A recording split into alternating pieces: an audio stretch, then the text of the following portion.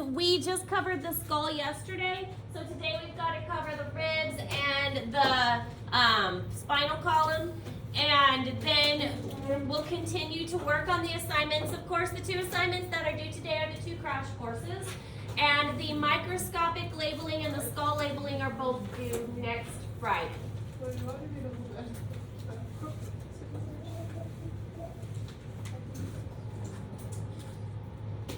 Is it going to be like the same type of notes? Yeah, kind of like yesterday where we have a few things we write down, but a lot of it will be pictures. So we're looking at the vertebral column first of all, and there are 26 vertebral bones, 7 cervical, 12 thoracic, and 5 lumbar. You will need to know this part, how many of each. I'm not going to expect you to know that it is C5, but I do want you to know that there are 7 cervical, 12 thoracic, and 5 lumbar. Now, there's an easy way to remember this. If you think cervical for neck, thoracic for thoracic region, and lumbar for lower back, lumbar lower, you eat breakfast at 7 o'clock, you eat lunch at 12 o'clock, and you eat dinner at 5 o'clock. So 7, 12, 5. Cervical, thoracic, lumbar will help you remember the order. Sacrum and coccyx are at the base and they are fused. The sacrum is a fusion of 5 vertebrae. The coccyx is a fusion of 3 to 5. You don't need to know this part, but you do need to know the difference between the sacrum and the coccyx.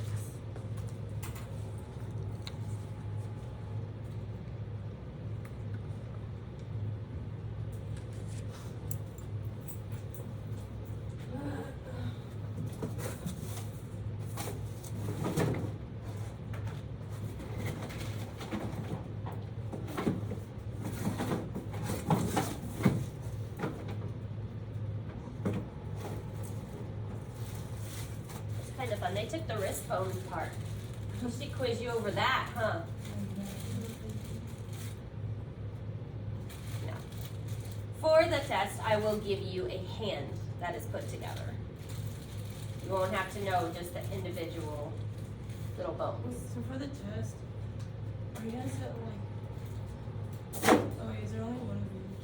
Are you gonna like? There's multiple. I was gonna say so like we set one at like each table and we all just have to look at it. So I'll set a couple at the tables. There'll be 15 or so different bones, 2 questions per bone, something like that.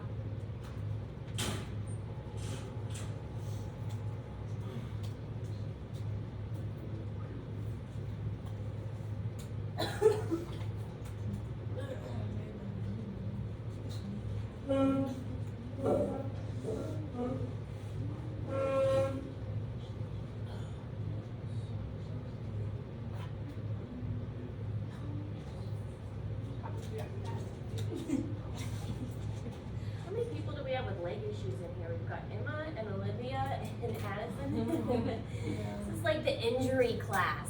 Seniors are dropping like flies. Apparently, We told Miss Hahn that everyone in her calculus class is hurt because she had back surgery, Oh, I yeah. had knee surgery, Addie's hurt, Alyssa in our class has something on her head. Oh yeah, She she think thought might it was be a tumor. cancer. Yeah, she Her her mom, said- her she mom said- thinks it's a tumor. She's not here today. It started bleeding second hour yesterday, and she asked if she could go to the nurse, and we're like, Kind of scary. yeah. She said she And- said bleeds. Miss Smith was like, well, are you all right? And she's like, my mom thinks it's cancer. And she's like, she said she started bleeding randomly and like it just showed up. I don't know. And her like, mom's a it's- nurse, so it's not like she's just like. Where's it at? Like, Right here. huh? That's why she's gone today. She had a doctor's doctor. That's so Good. I'm glad you went to the doctor. She has to get a CT scan. On that happy No, note. I get freaked out about the autism because like I get headaches all the time. I'm like brain cancer. Like I can be googling. I'm like, what does it mean if you have a lot of headaches? That's No, I'm pretty sure it's just because I didn't Yeah. get coffee. I probably do. Yeah, I found out what happened to my knee yesterday. So like, I dislocated it. We're assuming you think it went back in, so like in the process to the back of my kneecap, a piece of it chipped off. Oh, great. So now there's fragments in to I've get. heard a lot of it. Hopefully, I think it's just Mike. Say they're all surgery to like get it out. Oh, But, like, Okay, but surgery? Yeah, I That's noticed why your it's knee so was big. more That's why it's so big. mechanical today. Yeah, I got it. oh, My where's mom the bit? also, my mom broke Why her can't you play foot basketball? at American Bowl. That's why I cried yesterday. I didn't cry because I was like, what's wrong with that? I cried because I don't know She has to get surgery. She People has need to stop hurting themselves. She has like the worst break, like the one where it like shatters, like right here. Oh, that's Yeah, cool. she's in a boot right now. Just wait 3 weeks to see if it will go back together. Isn't that called compound fracture? Yeah. Haha. All right. So these are the way that the spinal cord is divided. We've got the cervical vertebrae here at the top. We've got the thoracic. There are 12 of those. And then we've got the lumbar at the bottom, sacral, and the coccyx at the very bottom. The lumbar are much thicker. The cervical are much thinner. And there's a couple other ways to tell them apart. You are going to have to know whether it's cervical, thoracic, or lumbar. So if I show you one of these, I am going to expect you to know the difference between them. Just a little piece? Oh, that's Yeah. the vertebrae. Yeah. Girl. Okay. Wait, are you gonna put them together or are you just gonna show us them and we have to know what it is? That You have is to the- know if that's Coccyx. cervical, thoracic, or lumbar. Is there coccyx? Oh, I mean breast. No. I got it. I'm gonna teach guess you the guys thoracic, 'cause they're, how. like, It's not like sticking it's a guessing It game. looks like There are the ways to identify I It it. looks think like the because bottom some of the are sternum. smaller and some are bigger. Yeah. Lumbar. This is lumbar. Yes. Lumbar has a thicker body. The body is more kind of roundish. But we'll go over these a little bit. Also, you're gonna need to know the parts. So Oh no. Is this in the packet? this is in Google Classroom, and this will be on. There's another packet. I've only given you one packet so far. One step at a time. Don't want to overwhelm you Are too we much. doing them all at the same time, or are we doing each test like by itself? All the bones will be tested together. Wait, are we gonna do are we gonna do axial and appendicular all together? All right, so different parts of the vertebrae. The body is pretty easy. The body is the big part that has the most support for the body. That's where the weight is. Now you gotta remember your spine is responsible for carrying your body upright, so there's a lot of weight that it needs to support. And that's why the lumbar vertebrae are much thicker and their body is much more supportive. Then we've got the vertebral foramen. Remember, foramen is a hole. This is what your vertebrae is going to travel through. We've got the spinos process. That one's kind of easy. Think of your spine. And if you feel the bumpies on your spine, that's what the spinos process is. We've got the transverse process. Transverse means to the side. So spinous process, transverse process. Vertebral arch, that's not too bad. It's a vertebrae and that's the arch area. Lamina is kind of this section right here. So that's the lamina. Now sometimes you're going to have these faucets, and these faucets are what is going to touch the vertebrae that is above it. So that's going to be the articular process that attaches and helps touch the vertebrae above it so that they stay together. And then we have the pedicle, which is this section right here. So pedicle, and this is the lamina. Vertebral arch, transverse process, spinos process, body, vertebral foramen. And which one are we feeling when like go on our back? Which When one? you feel the bumpiness on your back, that's the spinos process. So this is more toward the front, the anterior, and that's posterior. That looks a lot thinner than I would think it is. Well, it's got a lot of muscle attached to it. That's gross. I can't feel any down here. All right. I forgot. We'll watch the movie in a moment. So there are two particular vertebrae that you do need to know. You need to know the atlas and the axis, the first two vertebrae that are in the cervical vertebrae. So when the spine starts, there are two different vertebrae that allow for movement of the head. So the axis is the C1, axis is C2, atlas is C1. So here is the atlas. The atlas looks a little bit different. It's got a wider opening because spinal cord is exiting the brain here, so it's really thick. And it's got these smooth parts right here that are going to allow the skull to sit on them. So if the skull sits on them, you can see the skull is going to kind of go in a yes movement. And that's what this part is for. So your atlas allows for you to make the yes movement, and that would be a good question for the test. Hint, hint. That the atlas makes the yes movement. Now we also have the C2, which is the axis.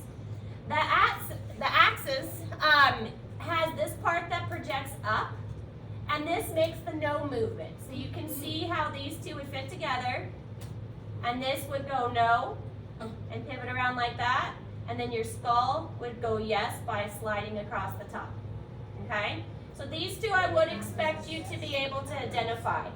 This is the only one that's gonna have a part that sticks up like that, and then this one has the two ridges to allow the head to slide, okay? You said the atlas says yes. Atlas says yes.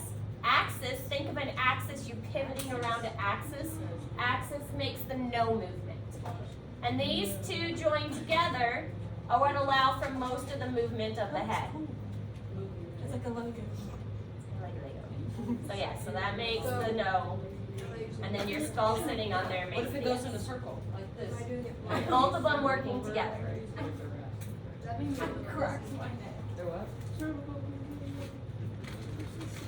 We're gonna watch this video because this video will show the actual movement.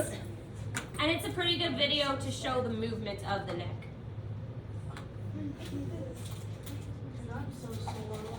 My job is to make college After the easy commercial. because students have a lot of fun. We're not gonna watch the whole thing.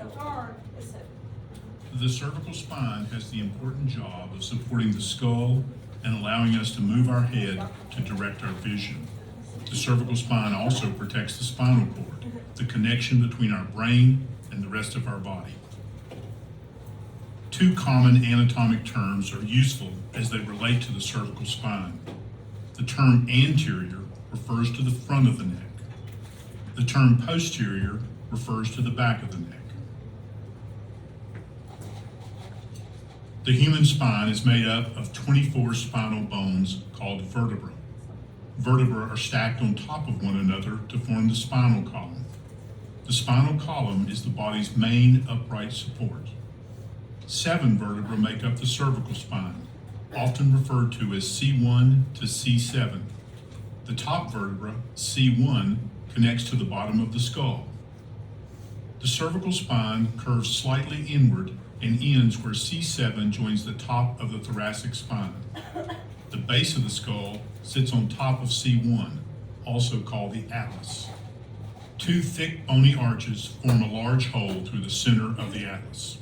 This opening is large because the spinal cord is wider where it first exits the brain and skull. The atlas has 2 relatively large bony projections on each side. The atlas sits on top of the C2 vertebra, also called the axis. The axis has a large bony knob on top called the dens. The dens points up and fits through a hole in the atlas. This specialized connection between the axis and the atlas gives the neck most of its ability to turn to the left and right. Each vertebra throughout the spine is made of the same parts. The main section of each cervical vertebra, from C2 to C7, is formed by a round block of bone called the vertebral body. A bone ring attaches to the back of the vertebral body.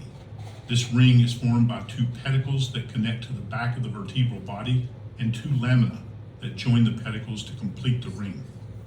When the vertebrae are stacked on top of each other, the bone rings form a hollow tube that surrounds the spinal cord.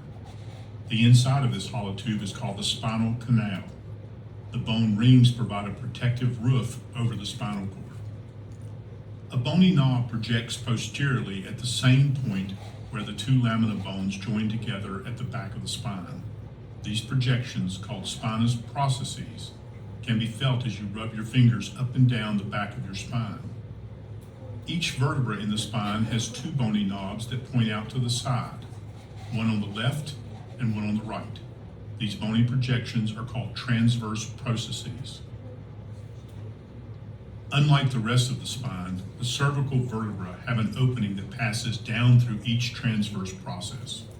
This opening, called the transverse foramen, provides a passageway for arteries that run up each side of the neck to supply the back of the brain with blood. Between each pair of vertebrae are two joints called facet joints. The surface of the facet joint is covered by articular cartilage. Articular cartilage is a smooth, rubbery material that covers the ends of most joints. It allows the ends of the bones to move against each other smoothly with minimal friction. These joints connect the vertebrae together and slide against one another to allow the neck to move in many directions. Except for the very top of the cervical spine, each cervical vertebra has two facet joints on each side. The facet joints on top connect to the vertebra above. The ones below join the vertebra below. When the vertebrae stack on top of one another, an opening is formed on each side of the spine called a neural foramen. A nerve root leaves the spinal cord through this opening, one on the left and one on the right. The spinal cord travels through the spinal canal, the hollow tube of bone created by the stacked vertebrae. The spinal cord is made up of millions of nerve fibers. Two large nerves called nerve roots branch off the spinal cord at each level where two vertebrae come together, one on the left and one on the right. These nerve roots branch into the nerves that travel into the upper extremities, upper body, and to certain organs. Okay, we're gonna go ahead and stop there. But it does a good job of summarizing the different parts we've been talking about, and it does a good job of showing the actual movements that the head and the neck are making. So when we are looking at the atlas and the axis, we've already mentioned, the video mentioned that this is called the dens, which is the projection that is sticking up from the axis. And then the atlas has a very, very large opening, and then it has these processes here on the side to allow for the skull to kind of slide back and forth. These are the two that you would be responsible for identifying, and other than that, you would need to know cervical, thoracic, and lumbar. All right, this again is in Google Classroom. It's the same thing we already kind of showed.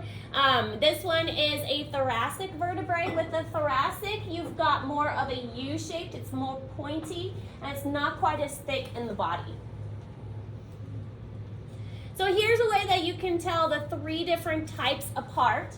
The main way you can tell if it's a cervical vertebrae is by looking for whether there is a transverse foramen present. Okay, so this is just a regular cervical vertebrae. It's not a special one like the atlas or the axis. But you can see there are two holes right here. If there are holes, those are only found in cervical vertebrae. These transverse foramens are only in a cervical vertebrae. Also, the body is really small and it's just smaller in general. But if those holes are there, that's an indication this is a cervical. For thoracic, you can see that the body is not as thick, and the body is also more pointed and not as sturdy. So that is going to be a thoracic compared to a lumbar, which is more rounded and much more thicker, okay? Not too hard if you know what to look for. And cervical is probably the easiest because it's very thin and it's got the transverse foramens. Cervical is a V. It looks like one vertebrae's out there. And then that's different from the axis, which has the dens, and the atlas, which has the big opening and the processes on both sides. Wait, what was that? Cervical? Yes, these are both cervical because they have the holes, but this is the axis and this one is the atlas. Dens is the pointy part. Yes. Okay, does that help? Yes. Okay. Yep. All right, so again, just a way to look at it, the transverse foramens are a great indicator that that is a cervical vertebrae, and there are 7 of them. The more pointy body and not as thick body is going to indicate it's a thoracic, and then the lumbar is much wider and very much thicker, and that's going to be the lumbar vertebrae. Whatever helps you remember it, go with it. All right, sacrum and coccyx. Sacrum is a fusion of the vertebrae And the coccyx is basically our little tailbone. Some people are still born with tails. It's just an abnormality, and this gets extended in animals that do have tails. So we still have a little tiny tailbone, and it's called the coccyx. Some people's like we had a tail at some point. Sometimes you can see it. My mom's is like a rock. You had a tail at some point? Into her, Yes. like, According to evolution. what's so weird? I didn't know We still do. Everybody has a little coccyx. She has the weirdest. Isn't everybody in the world a girl at first? I love that. I don't know. The genders look the same. I don't know if it's necessarily their girl. It's just indistinguishable. Did you get that word? Because I didn't know, because that's what that's why I was like, got it on TikTok, and it was like, that's the reason why guys. No, because I always share my cereals when I. It's because at first they were girls. Because for girls have like nipples are like, there's a purpose for them, for guys it's not. At least they don't know it. I don't know if it necessarily is they all started off as girls, but if you look at an 8-week-old fetus, the genders look the same. All right, other things: sternum, ribs, and thoracic vertebrae. So the sternum is the breastbone area, and the sternum is made up of a couple different parts.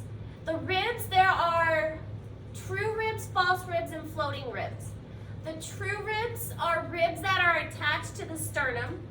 The false ribs are attached to cartilage, which is attached to the sternum, and then the floating ribs are not attached to anything.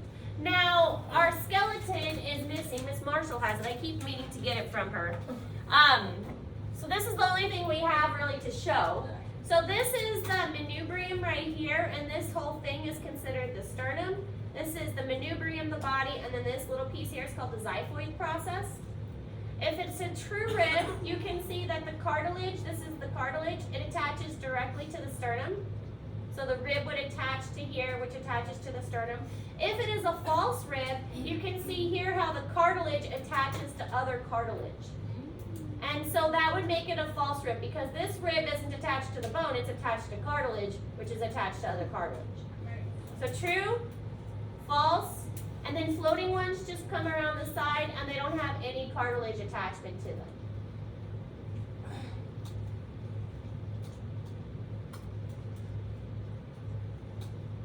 I can't remember if you need to know how many pairs of true, false, and floating, but you definitely need to know the difference between them.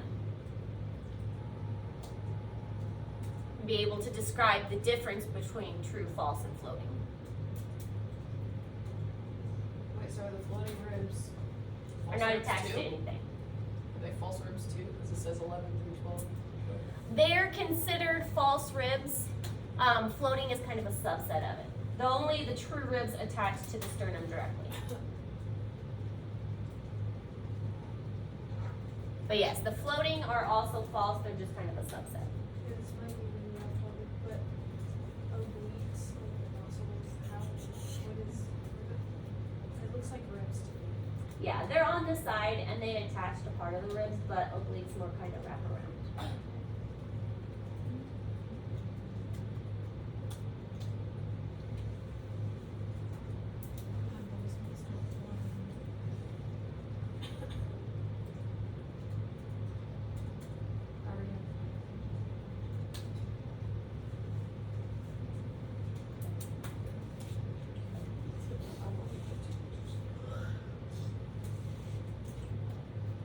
I have a question. Is this class dual credit this semester or no? Nope. Oh, we talked about it being. Yeah, She was wanting to make it, I so- tried to get it dual credit. I tried to get a dual credit. I really pushed for it, but I guess there's like hoops to jump through to do it. Hopefully next year we'll have a dual credit. Darn, we'll be on. It'll just be a general biology one though, because general biology will transfer better to more places. Most places, even if I offered an anatomy, most colleges want you to take their anatomy. So you would end up taking it twice. But with a general biology, those tend to transfer better to different colleges. You explain? Because I didn't have my hair. I'll get Saturday extension. All right, so here we can see a pretty good picture of the true, false, and floating ribs. So the true ribs are attaching directly to the sternum. The false ribs are attaching to cartilage, which attaches to the sternum. And here we've got our floating ones. They just sit there. They don't attach to anything. Oh, okay. that make more sense? People get those removed to get more of a cinched waist. Your free floating ones. Yeah, don't do it.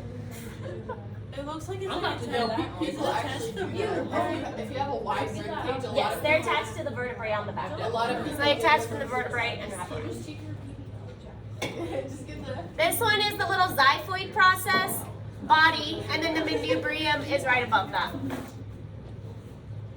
All right, that's it for the exoskeleton. We have completed the exoskeleton. We just have the appendicular to learn now.